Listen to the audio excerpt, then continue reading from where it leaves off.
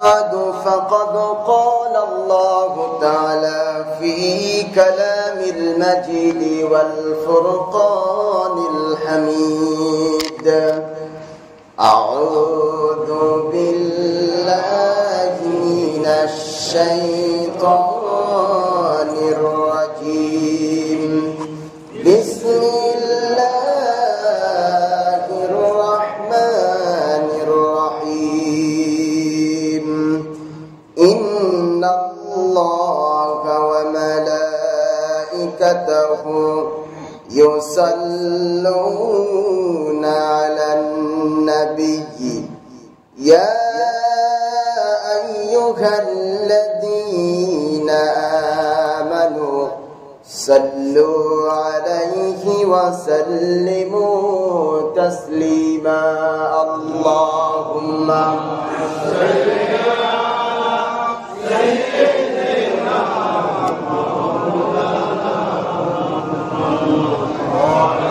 وعلى آل سيدنا مولانا محمد যেই মান প্রয়োজনে জ্বলে ওঠে না, যেই মান নেই সত্যের কথা বলে না, যেই মান প্রয়োজনে জ্বলে ওঠে না, যেই মান নেই সত্যের কথা বলে না, সেই মান অন্তরে নাই, বাস্তবে নাই, মুখে শুধু ফাঁকা বলি। কি করে তারে বলো ঈমান বলি, কিভাবে তারে বলো ঈমান বলি।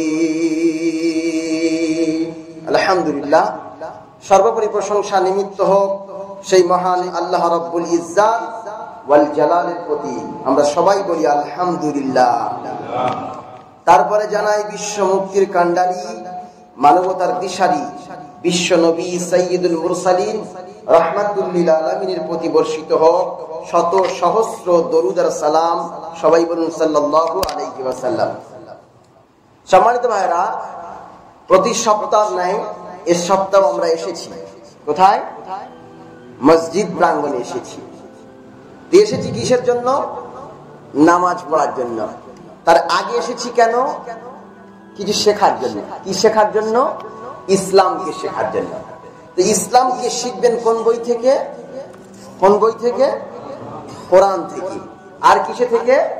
হাদিস থেকে। কোরআন এবং হাদিস থেকেই আপনাকে ইসলাম শিখতে হবে। কি শিখতে হবে? কোরআন এবং হাদিসই হচ্ছে ইসলাম। এই দুটো জিনিসের উপরে গোটা বিশ্বের যত কিছু আছে ইসলাম অনুযায়ী চলছে, যা কিছু সবটাই এই দুটি জিনিসের উপরে চলছে। একটা কোরআন আর একটা রাসূলুল্লাহর সুন্নাহ বা হাদিস, এই দুটি জিনিসের উপরে চলছে। আচ্ছা বলুন তো, কোরআন কারীম কার জন্য এসেছে? মৃত ব্যক্তির জন্য না জীবিত ব্যক্তির জন্য? জোরে বলেন। কার জন্য? জীবিত ব্যক্তির জন্য এসেছে।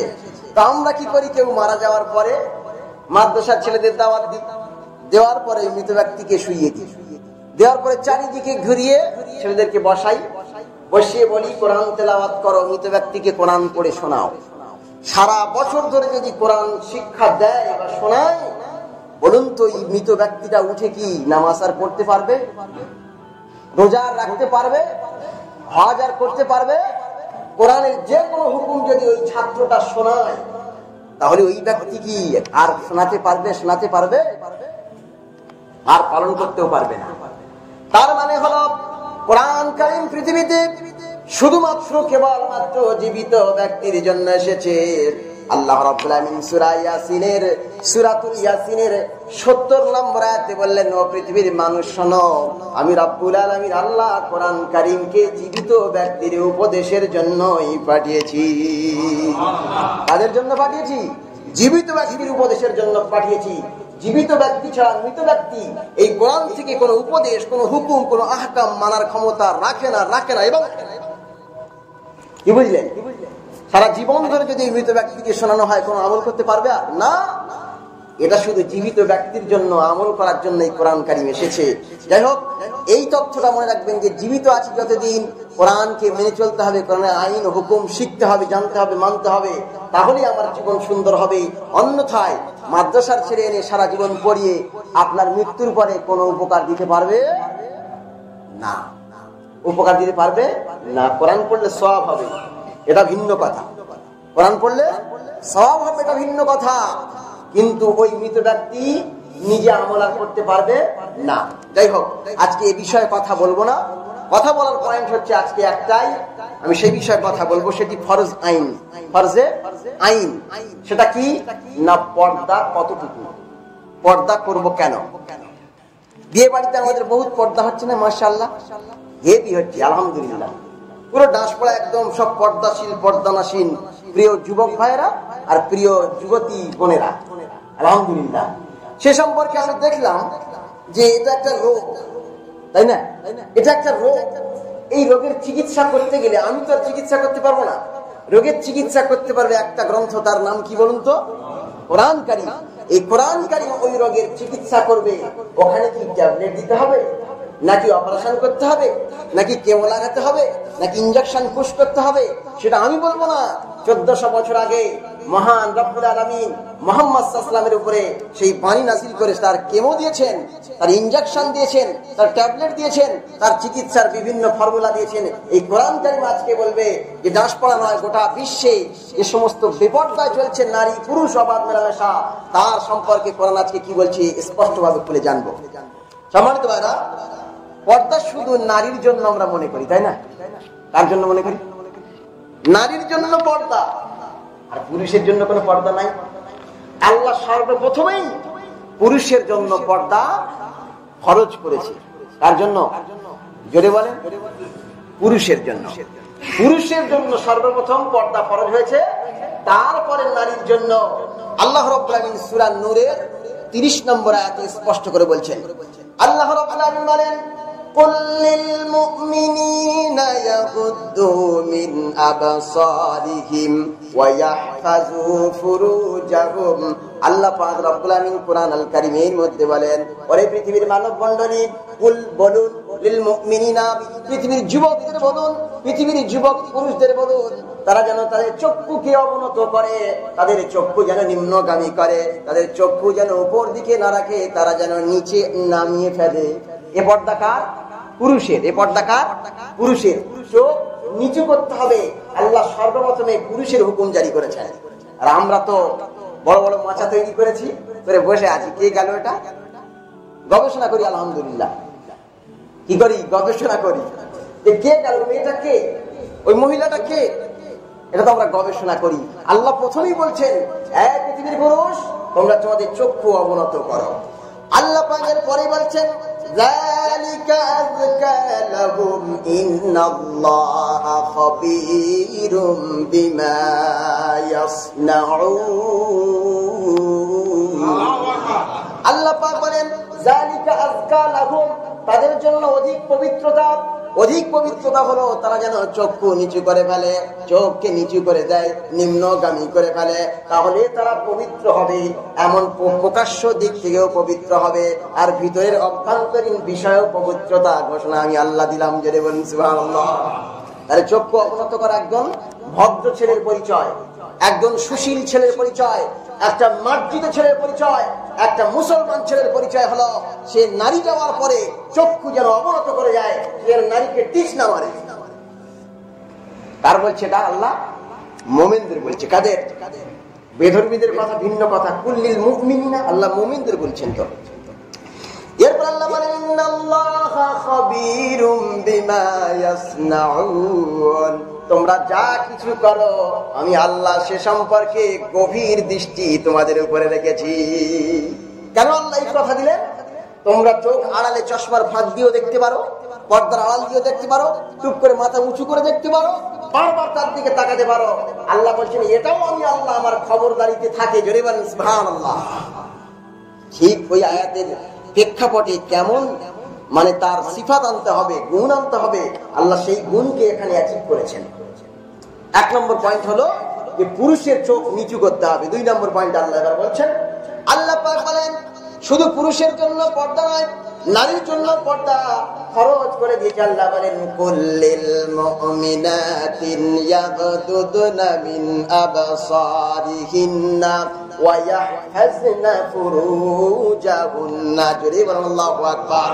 আল্লাহ পাক বলেন ওই পৃথিবীর নারীরা শোন, আল্লাহ রাব্বুল আমিন তোদেরকে হুকুম জারি করে বলছে তোরা যেন তোদের চক্ষুকে অবনত করিস, দৃষ্টিকে নিচু করিস, নিম্নগামী করিস। পৃথিবীর পুরুষ যদি তার চোখ অবনত করে, নারী যদি তার চোখ অবনত করে, খোদার কসম করে বলছি জেনার সর্বপ্রথম সূচনা হচ্ছে দৃষ্টি থেকেই।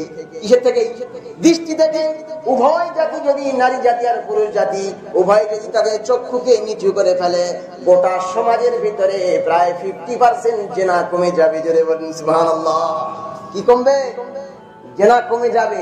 শুধু দৃষ্টি কোথায় নিচু করতে হবে? রাস্তাঘাটে না, সকল ক্ষেত্রে। মোবাইলে দৃষ্টি অবনত হবে, টিভিতে দৃষ্টি অবনত হবে, মাঠে দৃষ্টি অবনত হবে, ঘাটে দৃষ্টি অবনত হবে, হাটে দৃষ্টি অবনত হবে, রাস্তায় দৃষ্টি অবনত হবে।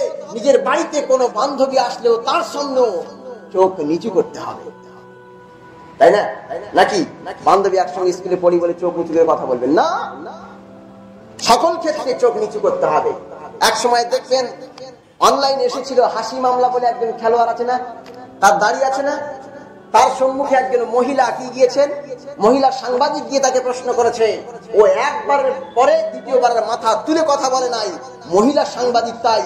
এ নিয়ে গোটা বিশ্বে তোলপাড় হয়েছে যে একজন মুসলমান কোন নারীর দিকে দ্বিতীয়বার দৃষ্টিপাত করতে পারে না। জোরে বলুন সুবহানাল্লাহ। একজন খেলোয়াড় হতে পারে, ইসলামকেও মানে, ইসলামকে মেনে চলে, ইসলামকে মানার চেষ্টা করে। ওই জন্য সকল স্তরের যুবক ভাই যুবতীদেরকে বলছি তারা যেন তাদেরকে দৃষ্টিকে অবনত করে। এখন তো আমরা মনে করি শুধু ইমামদের ঘরের মধ্যে থাকতে হবে, ইমামদের রাস্তায় বেরোলে হবে না। আমাদের মেয়েরা রাস্তায় বেরোলে অসুবিধা নাই, ইমাম বেরোলে কিন্তু সমস্যা আছে ভাই, তাই না? আরে ভাই ইমাম যদি না বেরোয় তা দেখবে কি আর বলবে কি?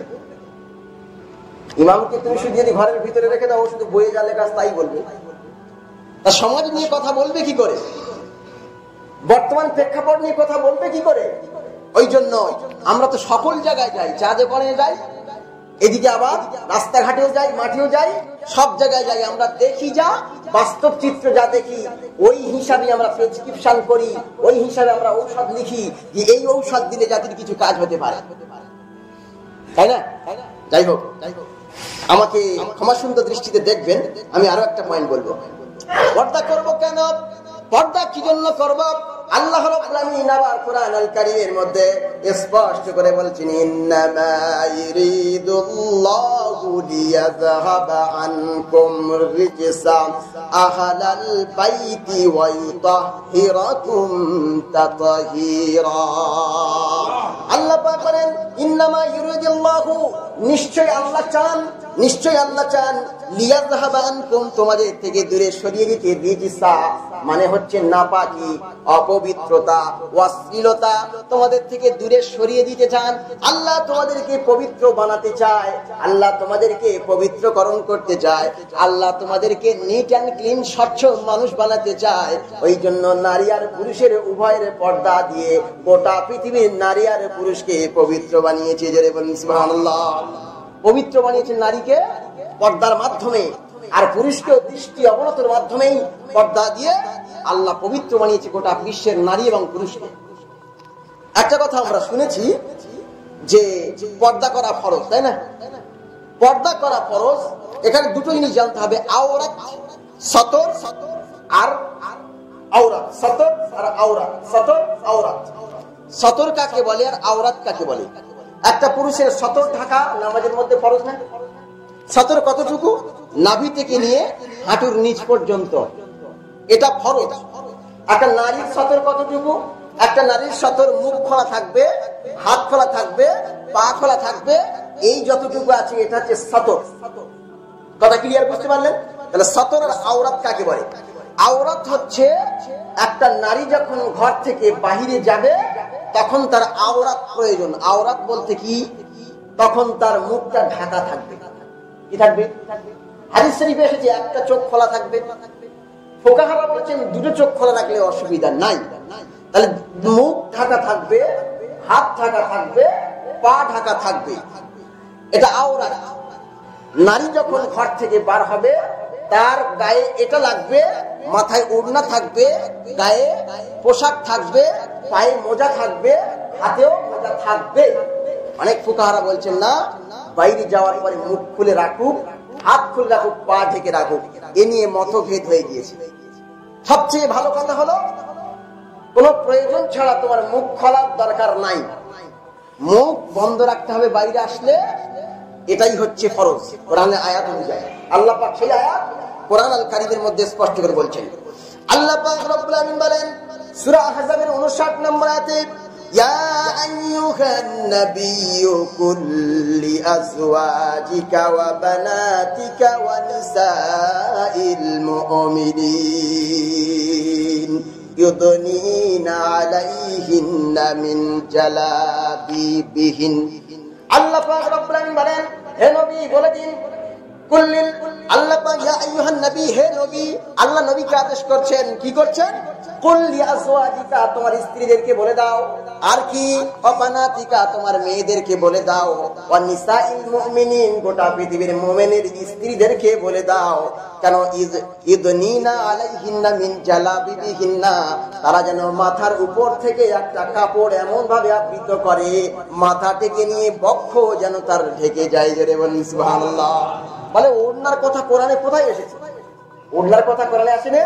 এই তো মিন জালাবিবিহিন্না, এর ব্যাখ্যায় বহু মুফাসসির আলাইহির রাহমা বলেছেন, নারীর মাথা ঢাকতে হবে, ঢাকার পরে ওই এমন কাপড় দিয়ে ঢাকতে হবে যেন তার বুকটাও ঢেকে যায়। জোরে বলুন সুবহানাল্লাহ। আর আমরা তো আলহামদুলিল্লাহ সব জায়গায় চলে পর্দা, কোথায় চলে? সব জায়গায়। নারীর লাইনও আলাদা হয়। দেখবেন আপনি বিভিন্ন মসজিদে কোন জায়গায় নামাজের ব্যবস্থা আছে দিকে, বলে কি ফিতনা হবে তাই।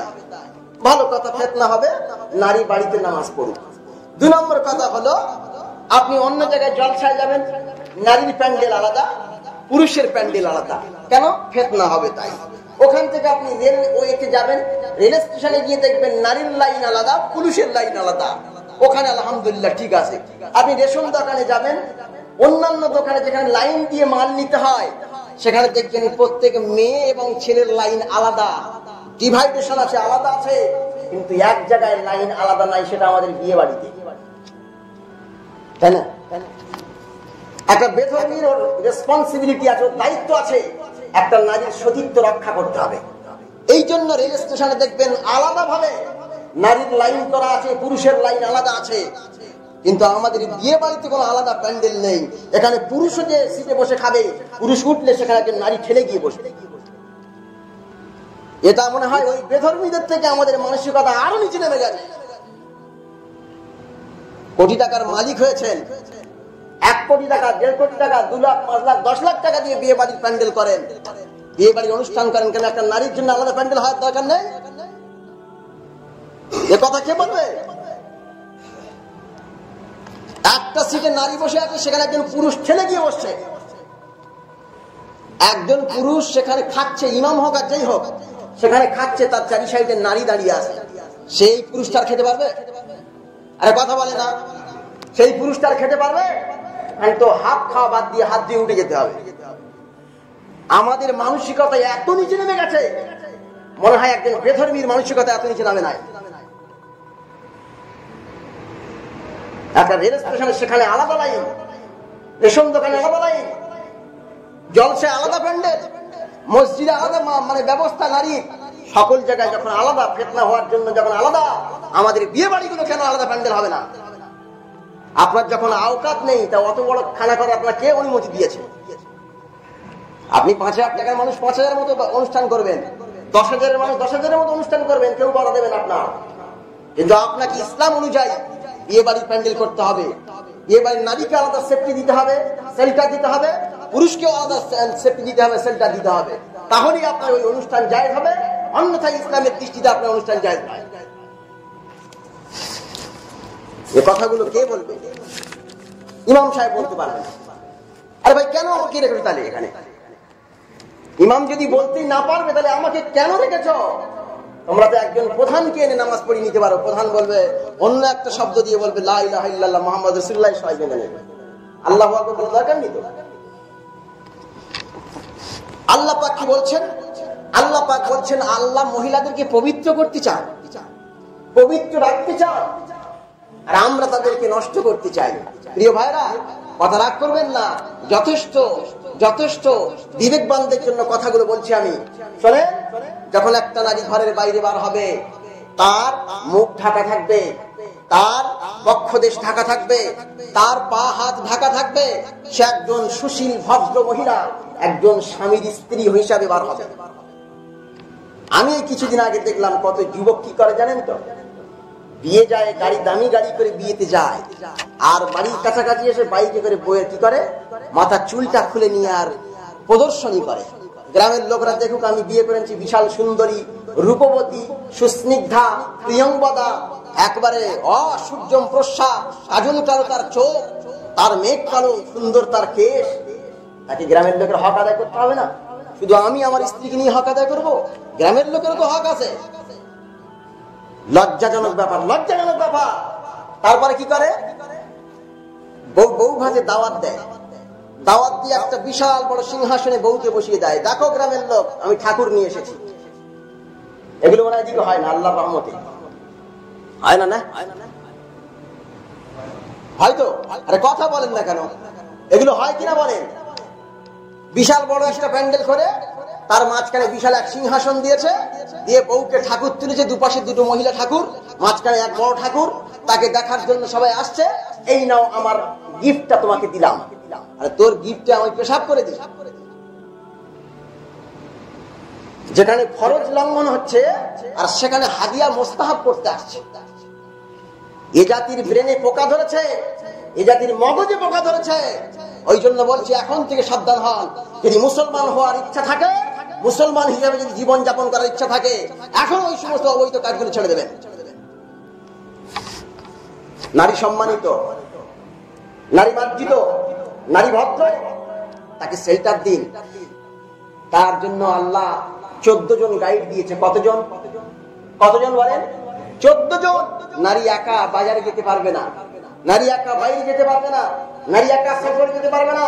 আল্লাহ রাব্বুল আলামিন 14 জন গার্ড দিয়েছে। গার্ড একজন পুরুষের জন্য একটাও গার্ড দেয় নাই। একজন প্রধানমন্ত্রীর যেমন অনেক গার্ড থাকে, তাকে হেফাজত করার জন্য একজন নারীর জন্য আল্লাহ 14 জন গার্ড দিয়ে নারীকে প্রধানমন্ত্রীর চাইতে সম্মানিত বানিয়েছেন। জোরে বলুন সুবহানাল্লাহ। এই 14 জন পুরুষ আমরা। আল্লাহর নবী বলছেন, আল্লাহর নবী বলছেন 3 শ্রেণীর ব্যক্তি জাহান্নামে যাবে। এক, যে ব্যক্তি শিরিক করে, আল্লাহর সঙ্গে শিরিক করে। 2, উকুকুল ওয়ালিদাইন, উকুকুল ওয়ালিদাইন, যারা পিতামাতার অবাধ্য। 3, দাইয়ুস। আর দাইয়ুস লা ইয়াদখুলুল জান্নাহ, দাইয়ুস কোনদিন জান্নাতে প্রবেশ করবে না, করবে না এবং করবে না। দাইয়ুস কারা? রাসূলকে জিজ্ঞাসা করা হলো, ইয়া রাসূলুল্লাহ, ইয়া হাবিবাল্লাহ, দাইয়ুস কারা? রাসূল সাল্লাল্লাহু আলাইহি ওয়াসাল্লাম বললেন, যে নারী, যে পুরুষের দায়িত্ব থাকে, সেই পুরুষ যদি তাকে পর্দা না করায়, সেই ব্যক্তি হচ্ছে দাইয়ুস। একটা নারী 4 জায়গায় থাকে। কন্যা হিসাবে বাপের ঘরে, স্ত্রী হিসাবে স্বামীর ঘরে, তারপরে ছেলে হিসাবে, মা হিসাবে ছেলের ঘরে, তাই না? তাহলে 4 শ্রেণীর ব্যক্তি ধরা পড়বে। 1, বাপ যদি তার মেয়েকে পর্দাশীল না বানায়, পর্দা না করায়। 2, স্বামী তার স্ত্রীকে যদি পর্দা না করায়। 3, তার বড় ভাই যদি বোনকে পর্দা না করায়। 4, তার ছেলে যদি তার মাকে পর্দা না করায়। এই 4 শ্রেণীর ব্যক্তি জাহান্নামে যাবে। আর আমরা পিছনে করে নেই গরিব। আরে ভাই, গরিব মানুষ, সে হয়তো ভালো পোশাক কিনতে পারে না, বাড়ির পাঁচিল দিতে পারে না, ঘরের জানলায় পর্দা লাগাতে পারে না, ঘরের দরজায় পর্দা লাগাতে পারে না, নিজের স্ত্রী হাই কোয়ালিটির কোনো পর্দার কাপড় কিনে দিতে পারে না, সেটা তো ভিন্ন জিনিস, তার অভাবের কারণে। আর কিছু কিছু মানুষ কোটি কোটি টাকা, কোটি কোটি টাকা, এর স্বভাবের কারণে সব জায়গায় পর্দাকে আউট করেছে। সব জায়গায় পর্দা আউট করেনি। ঘরের পর্দাগুলো, জানালার পর্দাগুলো দামি দামি, দরজার পর্দাগুলো দামি দামি, পাঁচিলের গেটের পর্দাগুলো দামি দামি। আর স্ত্রীর পর্দার সময়, সেই সময় কি বারমুন্ডা। কি পড়াচ্ছে? বারমুন্ডা পড়াচ্ছে। তা তোমার টাকা তো ধ্বংস হবে না, তা কার টাকা ধ্বংস হবে? আল্লাহ তোমার টাকা দিয়েছে তুমি নারীকে পর্দা করানোর জন্য, ফরজ আদায় করানোর জন্য, তাকে হেফাজত করার জন্য, আর তুমি বারমুন্ডা কিনে তাকে পড়াচ্ছ। এই জাতির তো আমি বুঝতে পারি না যে অভাবের কারণে হয় না স্বভাবের কারণে হয়। কথাগুলো ভালো করে খেয়াল করবেন, আমি আমার জন্য বলি নাই। এটা যদি বলতাম যে বক্তব্যের কারণে মসজিদ কমিটি আমাকে 5,000 টাকা বেশি দেবে, বক্তব্যটা খুব জোরালো দিই, তাহলে ব্যাপারটা ভিন্ন হতো। আমি বলি কেন, আমরা যেন সবাই পর্দা করতে পারি, ইসলামকে মেনে চলতে পারি, ইসলামকে জেনে চলতে পারি, তাহলেই তো আমাদের ইসলাম মানাটা হবে, অন্যথা বেকার। এবার আসুন, আল্লাহ রাব্বুল আলামিন কুরআন আল কারীমের মধ্যে বলছেন ওয়াকারনা ফি বুয়ুতিকুন্না ওয়ালা তাবাররাজনা তাবাররুজাল জাহিলিয়াতিল উলা। আল্লাহ রাব্বুল আলামিন সূরা আহজাবের 33 নম্বর আয়াতে বলছেন ওয়াকারনা, আমর সিগা, হুকুম, দিস ইজ মাই অর্ডার, ফি বুয়ুতিকুন্না, হে পৃথিবীর নারীরা তোমরা তোমাদের বাড়িতে থাকবে, বাড়িতে অবস্থান করবে। এই বাড়িটাই হচ্ছে তোমাদের সবচাইতে বড় পর্দার জায়গা। আর আমরা বাড়ি ছেড়ে বাইরে বার হতে পারলেই বাঁচি, বাইরে বার হতে পারলেই বাঁচি। আপনি যান, আপনার ভাইয়ের সঙ্গে যান, অসুবিধা নেই, আপনার বোনের সঙ্গে যান, অসুবিধা নাই, আপনার মানে বাপের সঙ্গে যান, আপনার মানে নানার সঙ্গে যান, দাদুর সঙ্গে যান, ভাইয়ের সঙ্গে যান, কোনো সমস্যা নাই। কিন্তু বয়ফ্রেন্ডের সঙ্গে গেলেই সমস্যা, তাই না?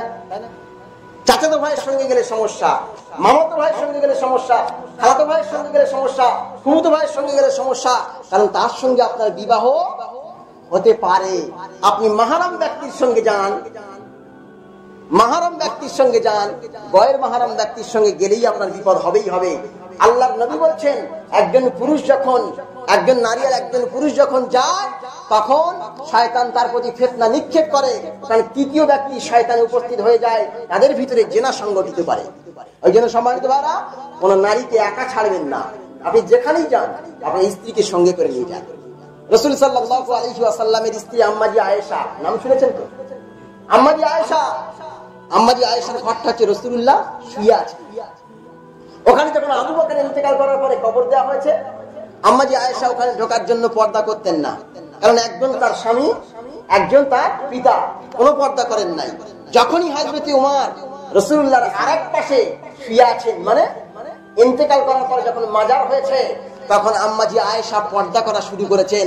যে নারী জীবিত থাকা অবস্থায় পর্দা করেছে, সেই নারীও পরপুরুষের সামনে মৃত অবস্থায় পর্দা করেছেন। সুবহানাল্লাহ বলতে পারেন না? আর আমরা তো জীবিত অবস্থায় পর্দা করি। সম্মানিত ভাই, আপনাকে আমি কেমন করে বোঝাবো? এক ব্যক্তি, সে প্লেনে করে যাচ্ছিল, পাশে এক মডার্ন পুরুষ আর মডার্ন মহিলা তারা বসেছিল, আর একজন আলিম ব্যক্তি সে যাচ্ছিল তার স্ত্রীকে পর্দা করানো। এখন মডার্ন লোকটা জিজ্ঞাসা করলো, আপনি আপনার স্ত্রীকে এইভাবে পর্দা করিয়েছেন কেন, তাকে কষ্ট দিচ্ছেন না? তখন এইবারে ওই আলিমটি জবাব দিলেন, বাবু আপনার ওই যে লেগেজ আছে না, লেগেজের ভিতরে যে ছোট্ট ব্যাগটা দেখতে পাচ্ছি, ওতে কি আছে বলুন তো? বলছে ওতে আমার দামি জিনিস আছে, সোনা রূপো, এগুলো আমি ওখানে রেখেছি, দামি জিনিস তো ওখানে হেফাজত করেছি। তখন ওই আলিম বলছে, আপনার কাছে আপনার স্ত্রী সস্তা হতে পারে, আপনার কাছে আপনার স্ত্রীর দাম কম হতে পারে, আমার কাছে আমার স্ত্রীর দাম অধিক বলেই আমিও তার হেফাজত করেছি ব্যাগের মাধ্যমে। জোরে বলুন সুবহানাল্লাহ। আমরা সব জায়গায় কভার করা জিনিস খাই, কলা কভার, আপেল কভার, আঙ্গুর কভার, কাঁঠাল কভার। আল্লাহ সম্মানিত ব্যক্তিদের জন্য সম্মানিত ফলগুলোকে সম্মানিত বানিয়েছেন কভারের মাধ্যমে। আমরা কোনোদিন কি দেখেছেন প্লেটে করে কেউ বিরিয়ানি এনে বাড়িতে খেয়েছে? কোন কলা ছাড়ানো অবস্থায় বিক্রি হচ্ছে খেয়েছে? তরমুজ কেটে সেখানে ওইভাবে রাখা আছে, রাস্তার কোলে খেয়েছে? তার মানে কি? তার মানে হচ্ছে ওটা অপবিত্র হয়ে যাচ্ছে, নোংরা ধুলো জাম লেগে যাচ্ছে, ওই জন্য কেউ খেতে চায় না। আমাদের মানসিকতা সব জায়গায় ঠিক আছে, কিন্তু নারীর ক্ষেত্রে সে মানসিকতা ঠিক নাই। যত উলঙ্গ তত নাকি মডার্ন, যত উলঙ্গ তত মডার্ন। আচ্ছা বলুন তো, একটা কুকুর বেশি উলঙ্গ না একটা নারী বেশি উলঙ্গ? কথা বলে না? কুকুর। তাহলে মডার্ন যদি কাপড় ছেড়ে দেওয়া যদি মডার্ন হতো, তাহলে তো আমার মনে হয় কুকুর সব থেকে মডার্ন, মোস্ট মডার্ন, তাই না? আদিম যুগে মানুষ কোথায় থাকতো? জঙ্গলে থাকতো। তাদের কি কোনো পোশাক ছিল? যারা ইতিহাস পড়েছেন, তারা বিজ্ঞান পড়েছেন, জানেন তো তারা পাতা দিয়ে আস্তে আস্তে পোশাক শুরু করলো, আবার আস্তে আস্তে তাদের মানে গাছের ছাল দিয়ে পোশাক করতে শুরু করলো। আস্তে আস্তে যখন ক্রমবিকাশ ঘটলো, সভ্যতার বিকাশ ঘটলো, পোশাক তৈরি হলো, তখন সেই বন্য মানুষ সে সুসভ্য জাতিতে পরিণত হলো। আর এখন বর্তমান সময়ে পোশাক থাকার পরেও যারা পোশাক পরে না, আমার মনে হয় বন্য প্রাণীর চেয়ে, পশুর চেয়ে, মানুষের চেয়ে আরো খারাপ। পর্দা, পর্দা সব আজকে জর্দা বানিয়ে ফেলেছে। আরো যুবকরা কি করছে, তাদের স্ত্রীকে নিয়ে চুল খোলা, মুখে মেকআপ করা, মুখে ফ্যাশন করা, মুখে বিভিন্ন কিছু লাগানো, ওইভাবে গাড়িতে করে বসিয়ে 50 জন যুবক বাইক নিয়ে যাচ্ছে, ও তার স্ত্রীকে নিয়ে ওইভাবে চুল ছাড়া অবস্থায় যাচ্ছে। ছি ছি ছি ছি যুবক, তোমার মানসিকতায় পোকা লেগেছে, তোমার ভদ্রতা পোকা লেগেছে, তোমার ভদ্রতার পোশাক খুলে পড়ে গিয়েছে। লজ্জা থাকা দরকার তোমার। তোমার স্ত্রী তোমার পরম সৌন্দর্য স্ত্রী, ওটা তোমার জন্য, গ্রামের লোকের দেখানোর জন্য নয়। আর আমরা বললেই বলে হুজুর বেশি বুঝে গেছে। আরে ভাই, বেশি বুঝি বলেই তো এখানে দাঁড়িয়েছি। আমি যদি বেশি না বুঝি, আপনি যদি বেশি বুঝতেন, তাহলে এখানে না হতো। কথা কি মনে ঠিক হচ্ছে না নাকি? কথা ঠিক হচ্ছে না? কথা ঠিক হচ্ছে, কিন্তু আমরা মানসিকতা বোঝাতে পারছি না আমরা। যাই হোক, সম্মানিত ভাইরা, আমার কথা কেউ কষ্ট নিলে হবে না, আমি কোরআন থেকেই বলছি। কষ্ট যদি পান তাহলে কোরআন শুনে পাবেন, কষ্ট যদি পান রাসূলের কথায় পাবেন, কষ্ট যদি পান কোরআনের কথায় পাবেন, ইমরান আনোয়ারের কথায় নয়। আল্লাহ পাক রব্বুল আমিন কোরআনের ভাষা অনুযায়ী, ভাষ্য অনুযায়ী যেভাবে বলেছে, আমি বর্তমান সময় অনুযায়ী সেইভাবেই বলছি। আল্লাহ রাব্বুল আমিন বলেন, পৃথিবীর মানব মণ্ডলী যারা এই কোরআন কারীমকে অস্বীকার করবে, এই হুকুমগুলোকে অস্বীকার করবে, পর্দাগুলোকে অস্বীকার করবে, ফরজ আইনগুলোকে অস্বীকার করবে, আল্লাহ রাব্বুল আমিন তাদের হুঁশিয়ারি উচ্চারণ করে স্পষ্ট করে কোরআন আল কারীমের মধ্যে বলে, ইন্নাল্লাযীনা কাফারু বিআয়াতিনা সাওফা নুসলিহিম নারা কুল্লামা নাদিজাত জুলুদুহুম বাদদালনাহুম জুলুদান গায়রাহা লিয়াযুকাল আযাব ইন্নাল্লাহা কানা আজিজান হাকীমা। আল্লাহ পাক বলেন, ইন্নাল্লাযীনা কাফারু, নিশ্চয়ই যারা কুফরি করে, বিরোধিতা করে, বিআয়াতিনা, আমার আয়াতকে, আমার কোরআনের আইনকে যারা বিরোধিতা করে, আমার কোরআনের আয়াতকে যারা বিরোধী অবস্থায় বুড়ি আঙুল দেখিয়ে চলে, নিজের মন মতো চলে, নিজের মন মতো ইচ্ছা অনুযায়ী ইসলাম পালন করে, আল্লাহ পাক তাদের বলছেন সাউফা নুসলিহিম নারা, খুব অচিরেই, খুব তাড়াতাড়ি তাদেরকে জাহান্নামের আগুনের ভিতরে ফেলে দেওয়া হবে। আর আল্লাহ পাকের পরে বলেন, কুল্লামা নাদিজাত জুলুদুহুম জুলুদান গায়রাহা, আল্লাহ পাক বলছেন যখন আগুনে ফেলা হবে, তাদের সমস্ত চামড়া পুড়ে সারখার হয়ে যাবে, আবার নতুন করে চামড়া দেওয়া হবে। বাদদালনা জুলুদুহুম জুলুদান গায়রাহা, আবার নতুন চামড়া দেওয়া হবে, আবার তাকে পড়ানো হবে, আবার নতুন চামড়া দেওয়া হবে, আবার তাকে পড়ানো হবে। কেন? লিয়াযুকাল আযাব, যাতে করে সে আল্লাহর শাস্তি ভালো করে চাঁকতে পারে। এই আয়াত পড়ে একজন বৈজ্ঞানিক, তিনি মুসলমান হয়ে গিয়েছিলেন। কেন? কেন? চামড়া বারবার জ্বালালে যে দহন হয়, জ্বালা হয়, ওই দহনটার জ্বালাটা আল্লাহ বারবার দিয়ে, একটা মানুষ যতবার অন্যায় করবে ততবার সেইভাবে চামড়া তৈরি করে তাকে আগুনে পোড়ানো হবে। মনে করুন অ্যাডলফ হিটলার 60 লক্ষ মানুষকে হত্যা করেছে, যদি একটা মানুষকে হত্যা করে তাহলে তার বদলা অনুযায়ী একটা মানুষ হত্যা হবে, কিন্তু আর তো বাদ পড়ে যাবে 59,999 জন। তাহলে তার বদলাটা কি দিয়ে দেবেন আল্লাহ? আল্লাহ বলছেন এই ব্যবস্থা করেছি, তাকে আমি 60 লক্ষ বার আমি তারে পোড়াবো, আবার নতুন চামড়া দেবো, আবার পোড়াবো, আবার নতুন চামড়া দেবো। ঠিক বর্তমান সময়ে যত মানুষ কোরআনের আইন যত বিরোধিতা করবে, ততবার তারে নতুন করে চামড়া দেওয়া হবে, নতুন করে আবার জ্বালানো হবে, পোড়ানো হবে। আল্লাহ রাব্বুল আমিন যেন আমাদেরকে বাঁচার তৌফিক দান করেন, সবাই বলেন আমিন। আর পর্দা করা কি বলুন তো? ফরজ। পর্দা করা ফরজ। কেমন পর্দা? 4টে শর্ত আছে। 1, এত পাতলা হবে না যে তার অঙ্গ প্রত্যঙ্গ দেখা যায়। 2, যে পর্দা সে পরবে সেটা পুরুষের পর্দা পুরুষ পরবে, নারীর পর্দা নারী, বিপরীতে হবে না। নারীর পর্দা পুরুষ পড়তে পারবে না, এই নারীর পোশাক পুরুষ পড়তে পারবে না, পুরুষের পোশাক নারী পড়তে পারবে। 2, কোন বেধর্মীর কোন চিহ্ন থাকবে না, যেমন ক্রস চিহ্ন আছে কোন খ্রিস্টান ভাইয়ের, ক্রস চিহ্ন আছে কোন পোশাকে, সেই পোশাক সে পড়তে পারবে না। আর 3 নম্বর হলো যে সেই পোশাকটা মার্জিত হতে হবে, মার্জিত হতে হবে মানে পোশাক পুরুষের অনুযায়ী পুরুষের হতে হবে, নারীর অনুযায়ী নারীর হতে হবে। পুরো মাথা থেকে নিয়ে পা পর্যন্ত ঢাকবে নারী, আর নাভি থেকে নিয়ে পায়ে হাঁটুর নিচ পর্যন্ত ঢাকবে পুরুষ। কিন্তু একজন পুরুষের, ভদ্র পুরুষের কতটা পুরো বডিটা ঢেকে রাখবে গাঁটের উপর পর্যন্ত, এটা হচ্ছে জায়েজ। গাঁটের উপর পর্যন্ত জায়েজ, হাঁটুর নিচ পর্যন্ত ফরজ। আর নিসফে সাক, হাঁটু আর গাঁট এর মাঝখান পর্যন্ত কোন পোশাক পরা সুন্নাত। কি বললাম? সুন্নাত। কি বললাম? সুন্নাত। তাহলে গাঁটের উপর পর্যন্ত জায়েজ, হাঁটুর নিচ পর্যন্ত ফরজ, আর গাঁট আর হাঁটুর মাঝখান পর্যন্ত নিসফে সাক পরা সুন্নাত। দাদা হুজুর রহমাতুল্লাহ আলাইহির একটি মত হচ্ছে গোল জামা নিসফে সাক। কি সাক? এ ভাই কি সাক? নিসফে সাক। নিসফুন মানে অর্ধেক, সাকুন মানে পায়ের নলি। পায়ের নলির অর্ধেক পর্যন্ত একটা জামা উপর থেকে নিচে নামিয়ে দেওয়া সুন্নাত। জোরে বলেন সুবহানাল্লাহ। যাই হোক, সবাইকে নিয়ে কিন্তু ইসলাম।